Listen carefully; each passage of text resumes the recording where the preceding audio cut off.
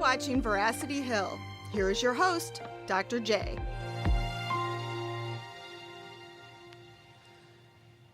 Well, a good day to you, and thanks for joining us here for another episode of Veracity Hill, where we are striving for truth on atheist admissions, particularly awful atheist admissions. On this week's episode of our weekly program, I am Dr. J, your host, and today I am joined by my good friend and ministry partner, David Montoya, as we look at these awful atheist admissions. One note before we begin, though, if you tuned in on last week's program, our conversation with the cold case detective himself, J. Warner Wallace, we had brought up the utilitarian argument for Christianity. And if you are interested in exploring that further, go to veracityhill.com, or you can find an article where I've laid together a number of studies with URL links. You could check it out. It presents that utilitarian case for Christianity. So fun little new expanded argument for why people should become a Christian. On today's episode, we're going to think about why people should not be atheists. And particularly, we are looking at naturalistic, materialistic atheism. We won't be dealing with Platonic atheism, say the likes of Eric Wielenberg, who's a philosopher, but the dominant view of atheism, which is this naturalistic scientism approach to understanding our world. And I've asked my friend and ministry partner, David, to join us today for a number of reasons. One, he has on his YouTube channel, which is called Mormon Suicide, he has a playlist of these awful atheist admissions.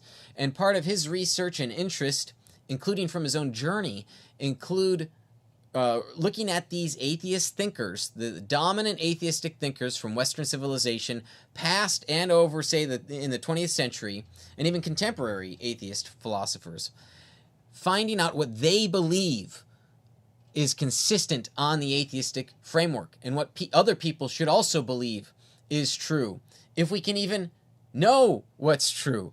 We will be jumping into that. We've got different segments and sections today, looking at ethics, ontology, which is the study of being, and epistemology. I know those are technical terms, but we'll do our best to keep it more accessible without being too technical. And as I mentioned, David had his own journey that he went through. Born and raised in the Church of Jesus Christ of Latter-day Saints, we would call him Mormon Church, left the faith of his upbringing and was that prodigal son, went out and spent time seeking fun and floozies and all that, and was living, you would call it a pagan lifestyle. Oh, no doubt. And eventually came back to Christian faith, the Orthodox Christian faith. So he's got a fascinating journey. David, before we even go deep into looking at the awful atheist admissions, sure, tell us a little bit about your journey. Sure. So the deconversion comes after I served as a missionary for the Church of Jesus Christ of Latter-day Saints in Brazil. I spent my two years there, but 6 months after I had returned, I lost my testimony. That is, I lost the belief that I was raised with and what I firmly was convinced of being the truth while on the mission, that I testified of on the mission. So within that 6-month period, the doubts began to bubble up. The questions that I had accumulated over the time, the 2-year missionary trip, had finally been come to fruition, and I was pretty much deconstructed from Mormonism.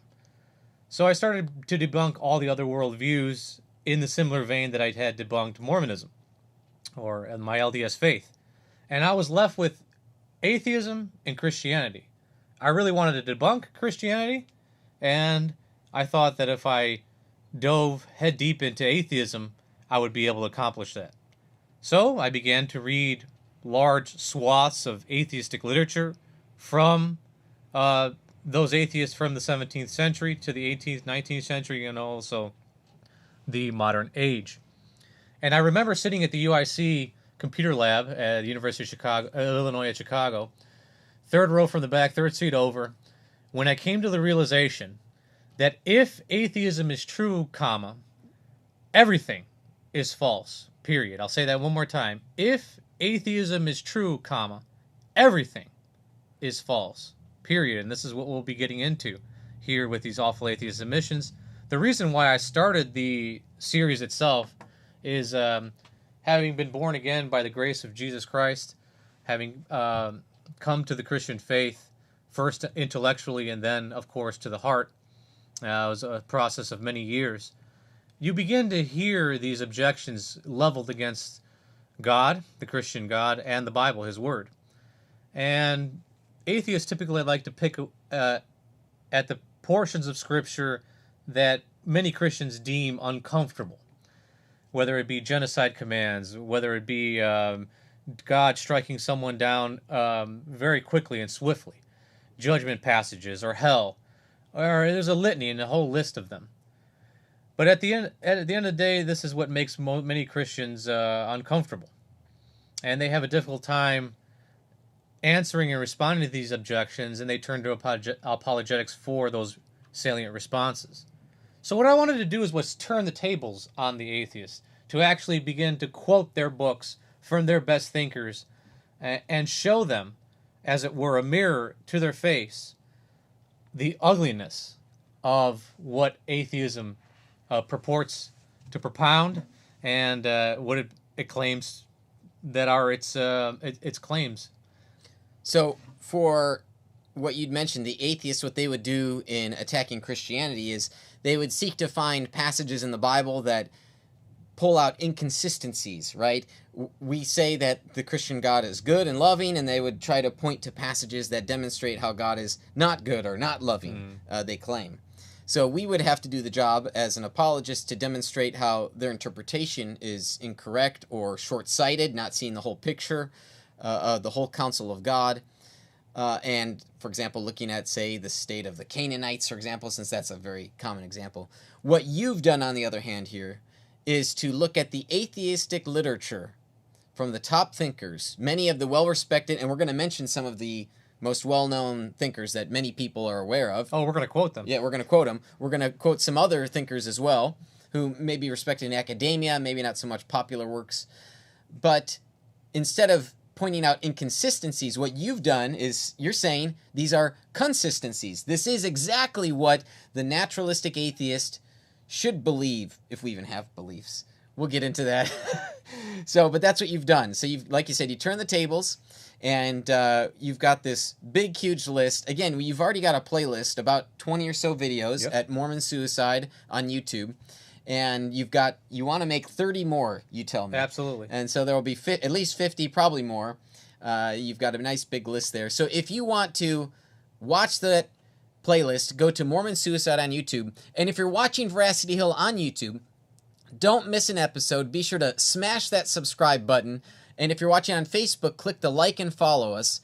We'd love to have you following our program. And if you find yourself edified with this material, if you find the way we conduct ourselves to be winsome and persuasive, even though we have these disagreements with people out there, and we do want to persuade them to come to faith, repent from their sins, consider partnering with Veracity Hill on a monthly basis. We'd love to get your support each month to build and sustain this ministry effort. All right, David, so let's get into this. You did this research on the consistent logical conclusions, and we've divided these up into three sections. So first we're going to look at ethics and meaning. And I'll just sort of start off by talking about one of my introductions to the atheistic framework of ethics and meaning was when I was listening to Ravi Zacharias back decades ago now, and he talked about brothers Karamazov. And in this story, there are two brothers thinking about what life and meaning is all about through the events of their lives. And one brother, Dmitri, comes to this conclusion: if God does not exist, then everything is permissible. If God does not exist, then men are the masters of the earth. That's a provocative thought, and is that really consistent with naturalistic atheism? Yeah, so we'll take Sartre, one of the premier French existentialist philosophers, widely considered one of the most forced thinker of that particular century. He wrote a book called Existentialism is Humanism. And in this book, he states that existentialism is consistent atheism, and it's fairly basically in the opening pages. He goes on to write the following: The existentialist, on the contrary, finds it extremely embarrassing that God does not exist, for there disappears with him all possibility of finding values in an intelligible heaven. There can no longer be any good a priori, since there is no infinite and perfect consciousness to think of it. It is nowhere written that, quote-unquote, the good exists, that one must be honest, or must not lie, since we are now upon the plane where there are only men. Dostoevsky, he quotes Dostoevsky. Dostoevsky once wrote, "If God did not exist, everything would be permitted." And that, for existentialism, is the starting point. Everything is indeed permitted if God does not exist, and man is in consequence forlorn, for he cannot find anything to depend upon either within or outside himself. He discovers forthwith that he is without excuse. So there you have consistency with Dostoevsky's belief about consistent naturalistic atheism from an existential philosopher. Yeah, I mean, this is a premier atheist. He has this large tome here. This is Being and Nothingness. This is his treatise on this is his magnum opus towards philosophy. His counterpart, compatriot, you can say, is fellow Frenchman Albert Camus, in his book The Rebel, says the same thing and affirms it. Quote, "Awareness of the absurd, when we first claim to deduce a rule of behavior from it, makes murder seem a matter of indifference, to say the least, and hence possible. If we believe in nothing, if nothing has any meaning, and if we can affirm no values whatsoever, then everything is possible, and nothing has any importance. There is no pro or con. The murderer is neither right nor wrong. We are free to stoke the crematory fires, or to devote ourselves to the care of lepers. Evil and virtue are mere chance or caprice." End of quote. Now, Camus has this notion in philosophy known as the absurd or absurdity. That is to say, if one takes a position today, that is to help the poor, and tomorrow chooses the opposite, that is to kick in their teeth, he is neither right today and wrong tomorrow, or wrong tomorrow and right today. So, that's the essence of absurdity. You can take diametrically different positions tomorrow, or in the next hour, and everything is valid. So Camus saying that murder is neither right nor wrong.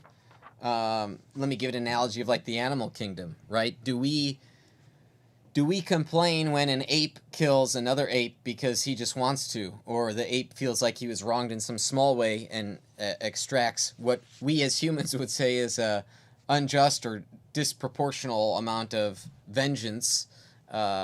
Since we're no different than the animal kingdom, there's neither right nor wrong. So as he says, something like stoke the fires of the crematorium or something like that. Stoke the fires of the crematorium, or devote yourself to the care of lepers. Oh, right. So either one. Doesn't matter. It's all neutral. There is no good. There is no bad. And this is Albert Camus. Albert Camus, yep. Yeah. Fascinating remarks. It's nice to see consistency amongst the atheistic philosophers. You know, it's one thing for Christians to say, well, this is what we think consistent atheism leads toward. It's a whole nother thing, though, to recognize in their own writings themselves there is this consistency. So if an atheist were to object, saying, oh, well, you're just a Christian, that's not the case. We can point them to Jean-Paul Sartre, Albert Camus, and look at these existential philosophers looking at the absence of moral value in the world, and thus everything is, as Dostoevsky says, everything's permitted. Everything is permissible, and we can do whatever we want because there is no differentiation in the moral value judgments. Now, I think this leads to some inconsistencies when atheists want to talk about, say, human rights. What does it mean for a human to have rights?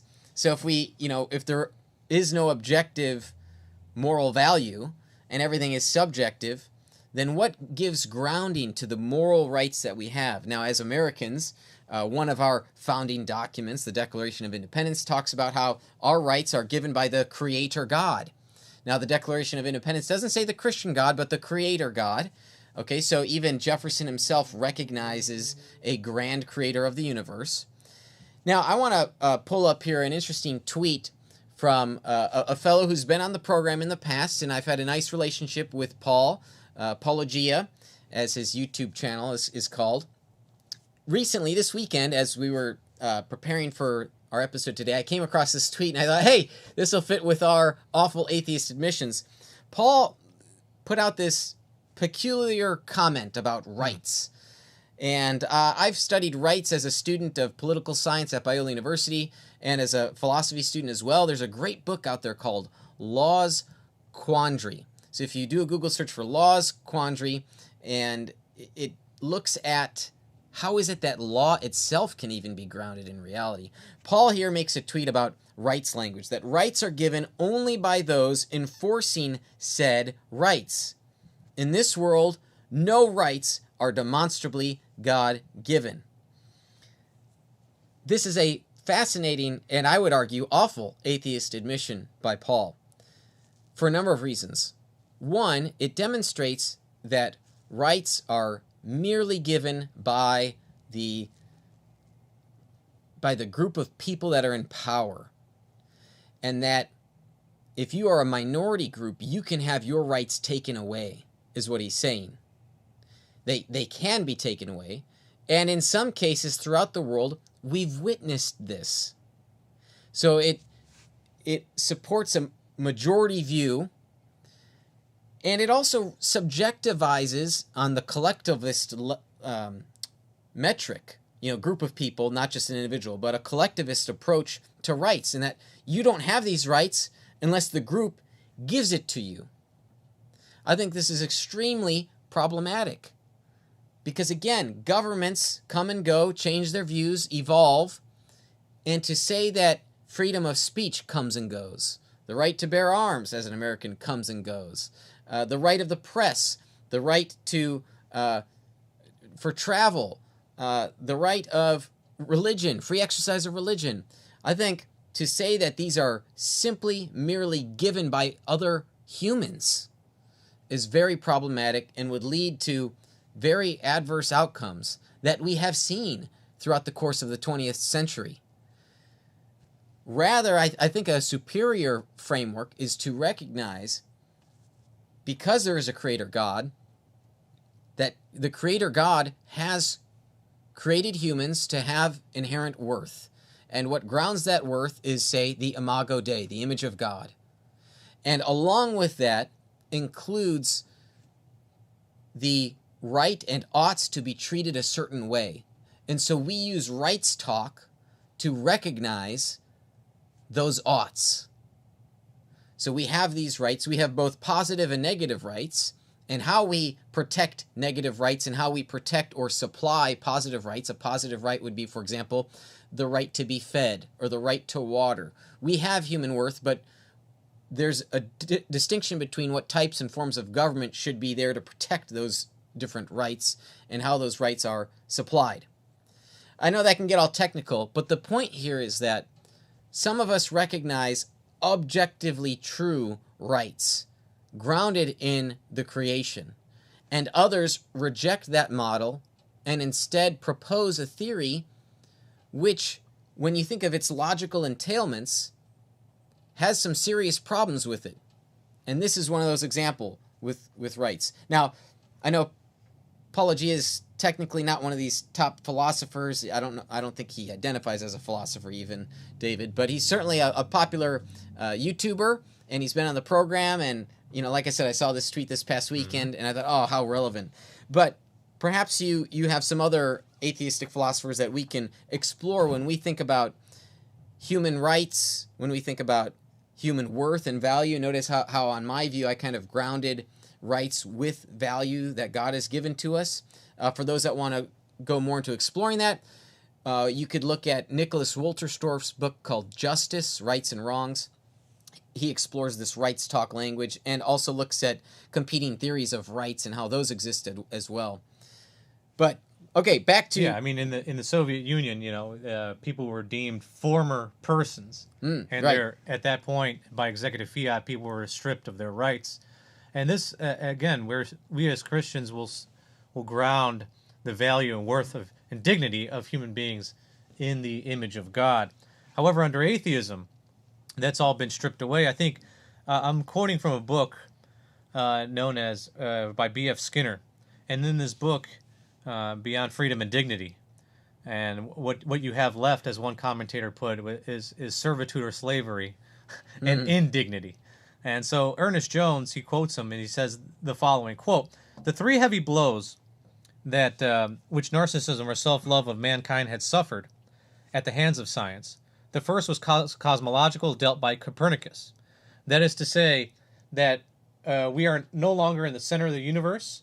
We are in a obscure spiral arm at or far away from the center of the Milky Way galaxy in the galactic boondocks of this expansive universe, among a sea of trillions or billions of other universes. So there's nothing special about us. We're just the pale blue dot in the cosmic dark, as Sagan would say. The second," he goes on to say, "second blow to man was biological, and that was dealt by Darwin. So we are nothing more than just a fortuitous accident of the neo-Darwinian evolutionary process. As you'll see in a future quote, man is the product of causes which had no provision of the end that they were achieving," says Bertrand Russell. In other words, evolution did not have us in mind. We could have developed 6 or 7 or 8 fingers. Maybe a female has a tail.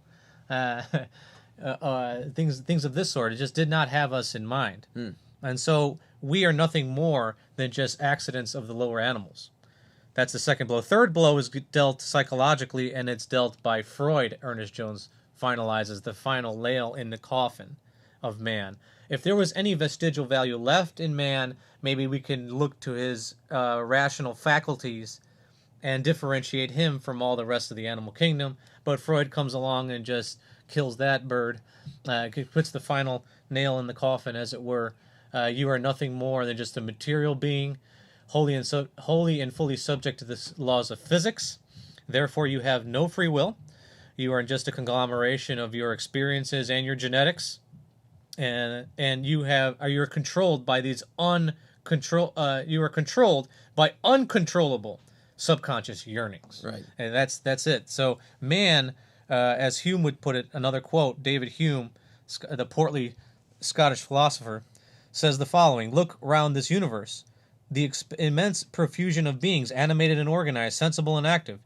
You admire this prodigious variety and fecundity. But inspect a little more narrowly these living existences. The only beings worth regarding," so animal kingdom, not really worth regarding, nothing else, just these human beings. Listen to what he says: "How hostile and destructive to each other, how insufficient all of them for their own happiness, how contemptible or odious to the spectator. The whole presents nothing but the idea of a blind nature impregnated by a great vivifying principle, and pouring forth from her lap, without discernment or parental care, her maim and abortive children." That should make you feel special. Oh man, Hume certainly had his way with words, and it'll take me probably more time to even digest that passage there. Again, we have another quote here from Stephen Hawking, is that we are nothing more than just biological machines. And right. That's nothing more, nothing less than that. Space dust rearranged. So when we transition over to the meaning of life, if we're saying that there is ethics, there is no good and evil, no positive or negative, then it leads towards the evisceration of rights. Of course, that all lends to the foundation that there is no value in man, because all of that has been taken away over the last several centuries through scientism, cosmological, biological, psychologically, it's all done with. So if the source of all the meaning of life that we are subjective, we generate our own meaning, Bertrand Russell comes along and says, well, we can have all this whole temple of man's achievement, and it's all there, but in the end it's going to be buried by the debris of the universe in ruins. And all these things, if not quite beyond dispute, and yet not nearly certain, no philosophy which rejects them can hope to stand. So everything's going to be gone. So I ask you, Kurt, do you know who the inventor of the Boeing 747 is?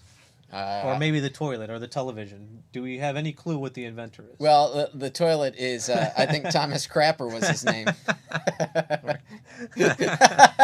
Interesting. So see, I have no clue. I'm ignorant to these things, and so people will say, "Well, I derive my meaning by the people that I love or these achievements that I get through life." And what Bertrand Russell is basically saying at the end, it's all going to go in the heap bin of history, and that only within the scaffolding, going back to the quote, only within the scaffoldings of these truths, the only firm foundation of unyielding despair, can the soul's habitation henceforth be safely built.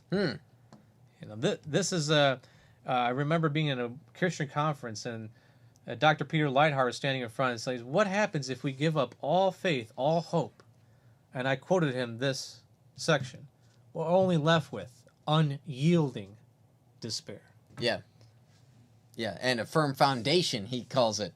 Firm foundation of unyielding despair. That's what consistent atheism leads to. Yep. And so, again, we have the last quote for this section is Marcus Aurelius. If you think you have meaning by accomplishing XYZ in your life or building up a family and all these trinkets and toys in life, Marcus Aurelius comes along and he says the following: "Soon you will have forgotten everything. You're dead, it's over.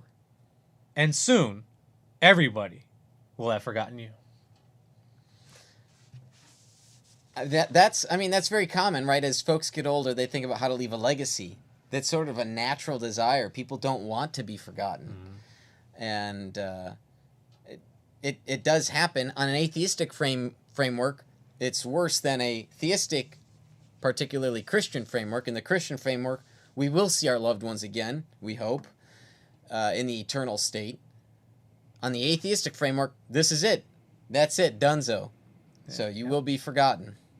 You will forget everything, and you will be forgotten. Right, yeah. Just give it enough time. Enough time. Yep.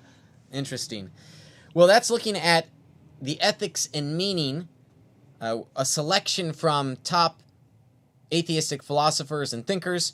We have more to cover, but we'll take a short break. When we come back from our break, we're going to look at ontology, which is the study of being, and whether do we have minds? What does it mean for a human to have a mind? Do we even have a brain? That's a fascinating, I think a lot of naturalists and scientismists would say, yeah, of course you've got a brain, but not so fast. What about personhood? Other aspects that many of us just take for granted.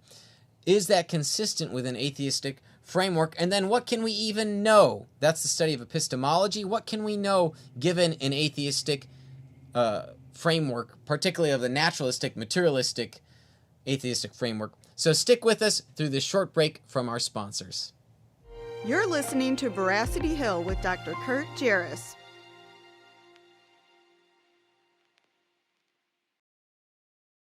Hi, I'm YouTube. And I'm Apologetics 315. Oh, that's nice. What do you do again? I'm a video hosting platform for Christian apologists. Oh, you're Christians who apologize for being offensive. No, that's not what that means. Oh, I don't like your tone. My tone? Oh, I'm sorry. 1 sec. Sorry. There. That'll help you not sound so offensive. Apologetics315.com, your home for Christian apologetics videos and community. No one told us we could actually stand on stools. So unfair. Evangelical Christians are talking about hell. What if we believe what we believe because we've always believed it? What if the gospel is really a matter of life and death? We want you to open your mind, open your Bible, and rethink hell. At rethinkinghell.com, evangelicals look at what the Bible says about hell, putting conventional and controversial views to the test.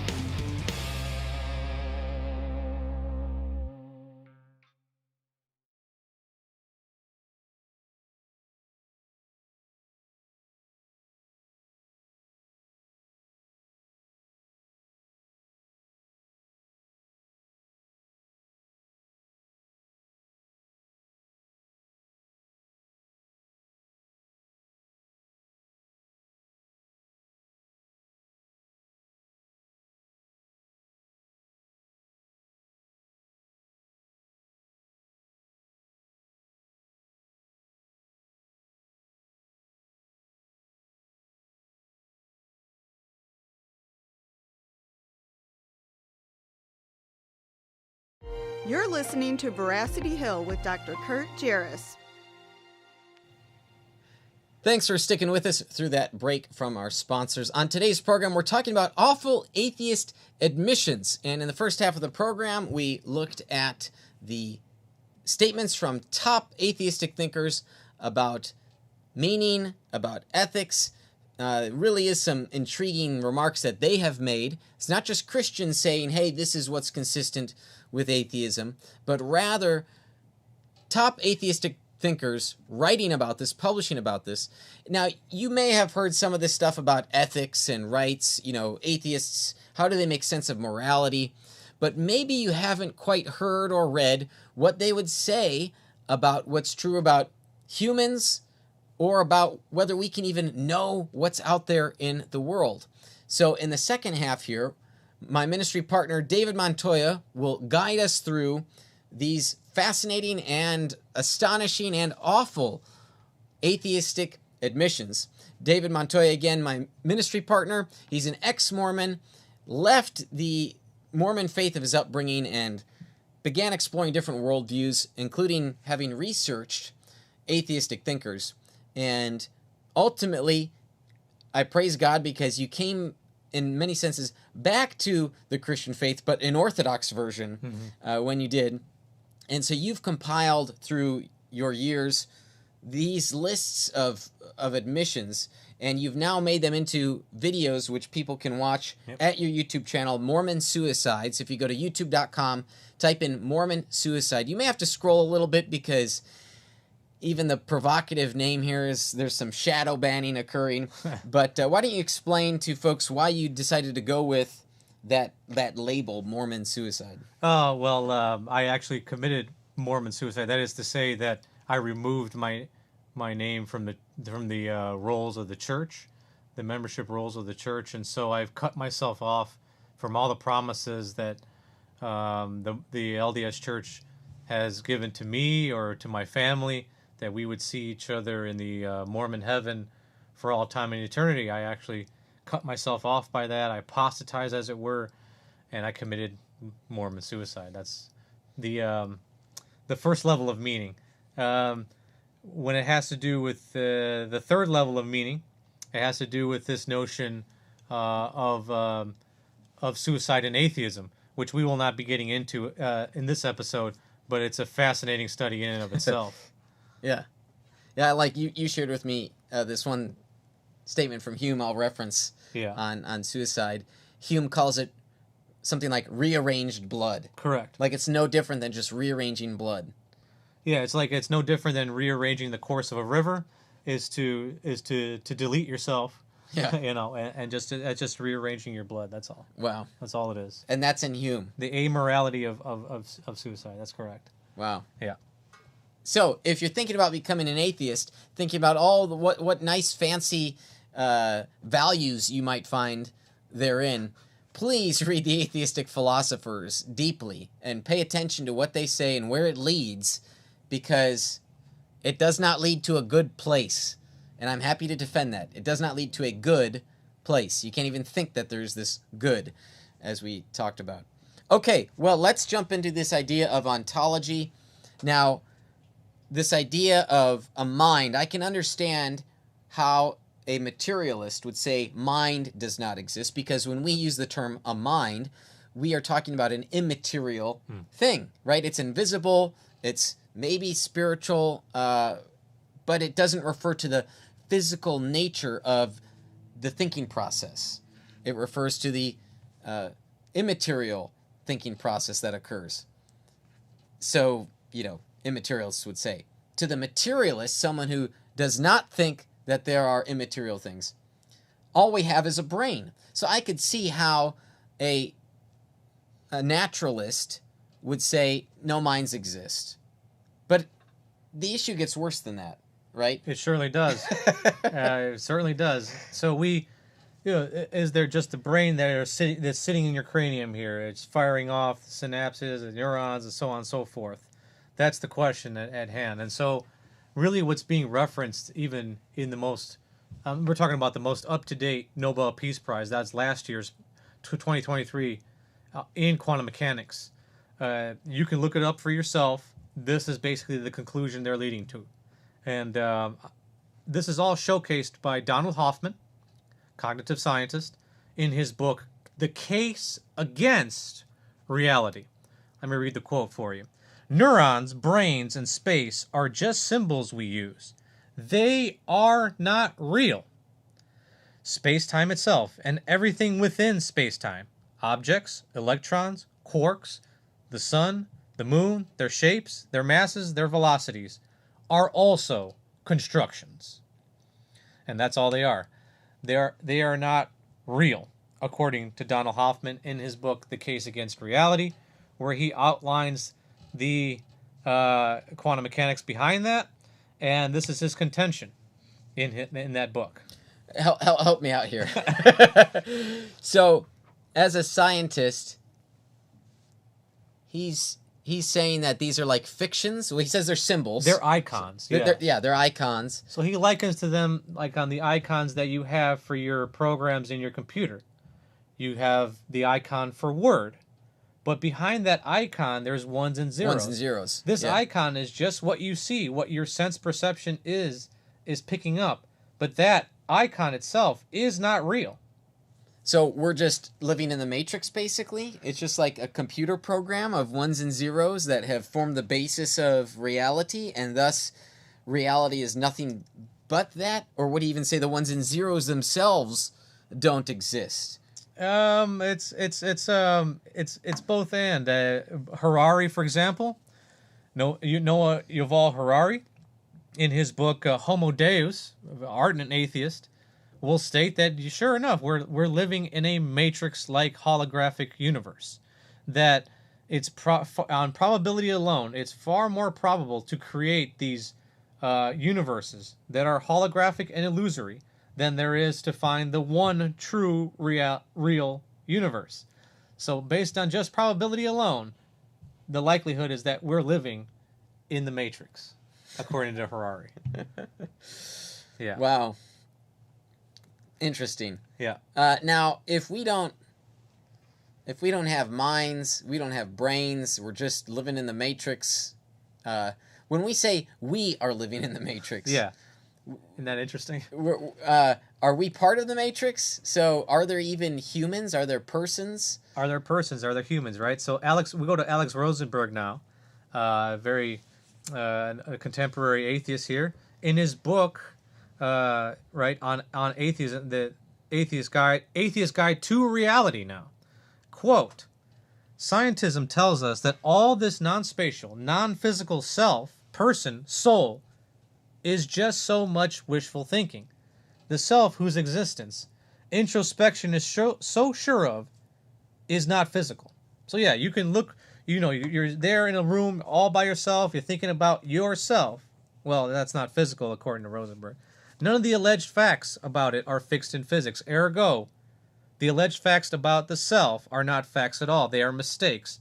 There is no self, soul, person. Scientism must firmly deny its existence. The self, as conveyed to us by introspection, is a fiction. It doesn't exist. There is no self in, around, or as part of anyone's body. There can't be. The self is just another illusion. And who writes that? This is Alex Rosenberg. No. Who writes that? When he, Alex, is writing these words, who is it doing the writing? Yeah, fascinating, right? Yeah, that's just that's interesting. Yeah, so I mean, we'll just take it on a materialistic view. Take cellular generation and degeneration. Your cells have died and rebirthed multiple times through your life cycle. Every 7 years, you reproduce your cells, right? Yeah, or it's different for every different cell in your body. Quite frankly, but there's a range, right? And so who you are, we'll say at 35, is not who you were at 28 or 21 or 11 or 2 years old. It has gone through many cycles of generation and degeneration. And so you are really not you anymore because there is no continuity. Yeah. between. This is the classic in philosophy. This is the classic ship of Theseus. It's a question of ontology. Yeah, being, the nature of being. So let me just give this quick example. Sure. And because this classic example, you now see how it applies in the atheistic literature. The classic example is that Theseus has a ship, and it begins to wear out. And over time, he replaces a piece, a plank here, a plank there, a board here, a board there. And over time, he ends up replacing every piece of the ship, the ancient ship. So then, little did Theseus know is that someone had been keeping the parts of the boat. Okay? And so this person who keeps the parts of the boat begins to rebuild the ship and does so to perfection, such that you have identical ships, one with the older parts, one with the newer parts. So the question is, which ship is Theseus's? Which ship? Which one is it? So it's sort of a classic example. The reason why it's relevant here is that, when your cells regenerate, right, it degrades, you gain the new ones, and it's an issue of continuity, right? Correct. So it's the same sort of problem, but now it faces, and you have him, the atheist, the naturalist, taking a position saying there's no continuity, and thus you aren't the same person even. So there's no consistency, but so personhood, the self, doesn't even exist. No. And so David Hume is the classic demolitionist for continuity in the realms of philosophy, atheistic philosophy. I just read his work on these particular subjects. No distinct bodies, no continuity. Interesting. Yeah.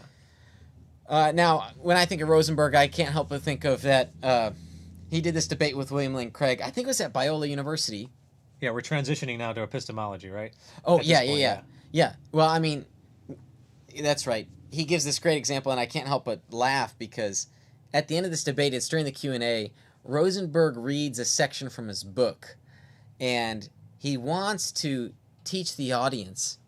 Here they've been debating these ideas in this debate, and in his book, reading it himself, perhaps you have the line. I have the line. Oh, do you really? Yeah. I mean, he talks about how ideas don't even exist. Yeah. It has to be an illusion, since nothing physical can be about anything, as we've covered already in the case against reality. That goes for your conscious thoughts as well. The markers, the physical stuff, the clumps of matter that constitute your conscious thoughts can't be about stuff either. All right? So according to you, this is the quote that he read in that debate. Is it? Yeah. Neither spoken sentences nor silent ones in thought express statements. They aren't about anything. That goes for every sentence in this book. It's not about anything. So it begs the question. He writes it here. Why are we bothering to read it? And he says that this is his answer. Look, if I'm going to get scientism into your brain, into your skull, I have to use the only tools we've got for moving information from one head to another. Noises, ink marks, pixels.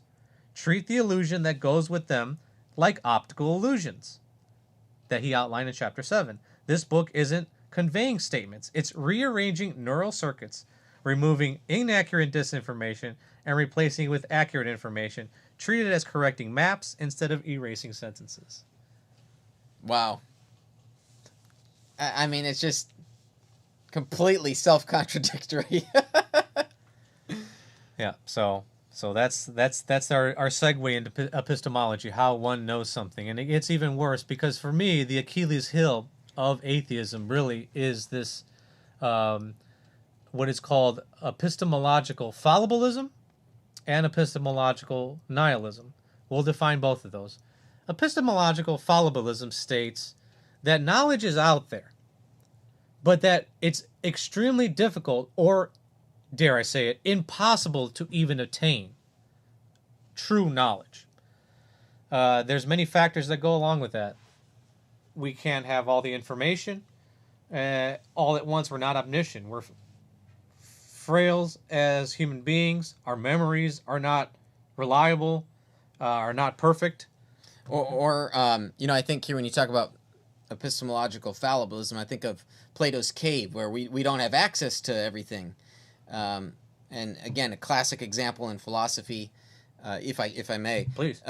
So Plato's cave, the allegory of the cave is what it's called. And Plato gives this parable or allegory of people who are essentially slaves in a cave, and they've lived in this cave their whole life. And so they can see shadows up against the wall. So they're in like this lower pit. There's an upper pit with fire, and there are people that will walk in front of the fire. So the slaves down on the lower level see these shadows. And the shadows are all that they know and they think is their reality because that's all that they can see. So in the allegory of the cave, Plato talks about how one of the prisoners breaks free and is able to go to the upper level. And his eyes hurt when he sees the fire because it's light. You know, it's a much brighter light than what he's ever seen before. He struggles with it and actually goes down back to the lower pit. But eventually the prisoner escapes the cave and sees sunlight for the first time. And so you have this question of, when dealing with these grand questions of knowledge and what is real and how we can know it, how can we know what is real, the shadows on the cave wall are merely a fragmentation of reality. It's a small piece. And to the slaves on the lower level, that's all that they know. That's all that they think is composed of reality. But really, there are these greater ideas out there if we were to think about them and become aware of them. So there's a lot of discussion in the scholarly literature about the allegory of the cave and what it all means. There's even debate over, if I recall my history of philosophy correctly, there's debate over whether Plato carries political connotations over the allegory of the cave or not. But nevertheless, for epistemological purposes, this gets into these very questions about knowledge and how we can know these things. Yeah. But sorry, back to what you were. Yeah, no problem. That's a great intro, because if we can't wrap our hands or arms around the entirety of it, we can't understand a particular belief or concept in its totality. Can we say, do we really know it? And that's epistemological fallibilism. Charles Darwin has this quote on this very notion. He writes this to Graham, one of his friends there. So he writes, quote, "With me, the horrid doubt always arises whether the convictions of a man's mind, which has been developed from the mind of the lower animals, are of any value or at all trustworthy. Would any one trust the convictions of a monkey's mind, if there are any convictions in such a mind? If a monkey," and it's been demonstrated that they have learned a bit of sign language in the animal studies. A gorilla and a female had a companionship, a friendship together, and they would communicate back and forth using sign language. All of a sudden, we can discover what the convictions of a monkey's mind are. Would you even trust it, is what Darwin is getting at. And if we've been developed, we're just a fortuitous accident from the lower animals, why even trust your own mind or the articulations of another, the vibrations coming out, sound waves coming out of someone's mouth that's just evolved from the lower animals? That's the whole point of epistemological fallibilism. So, but it gets worse. So we go from Plato, we go over to Nietzsche talks about this. We see that Darwin talking about this, and then we have the problem in epistemology here, the getter's problem, which is precisely probably the crown in the modern age of this epistemological fallibilism. That is to say, and you can look this up here yourself on Google, what the problem is in philosophy, that knowledge itself is not obtainable because we are just too feeble. Our brains are pea brains, and we just can't get there.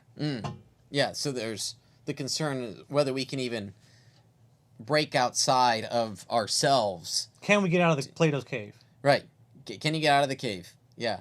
More contemporary examples, can you break out of the Matrix, right? Yes, taking that classic correct. film, right? Neo, the main character, lives in what appears to us to be the modern world, but lo and behold, he's in a matrix, and his mind is just playing a program, a trick on them. The machines, right, are having these humans in capsules. The reality is the machine world. That's the reality. So can we break ourselves out of the matrix and live in the real world?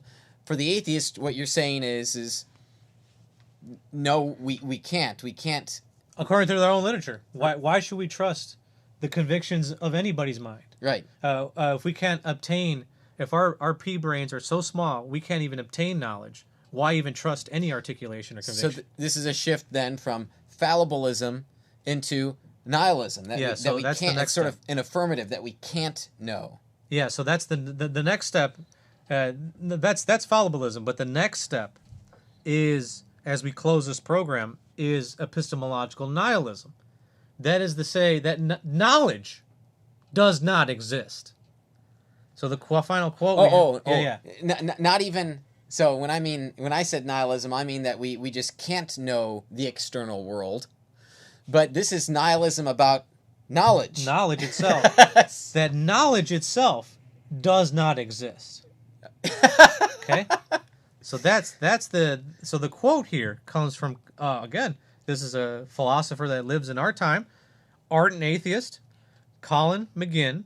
He writes the following, quote, "We might simply abolish the whole knowledge language game as so much error and myth.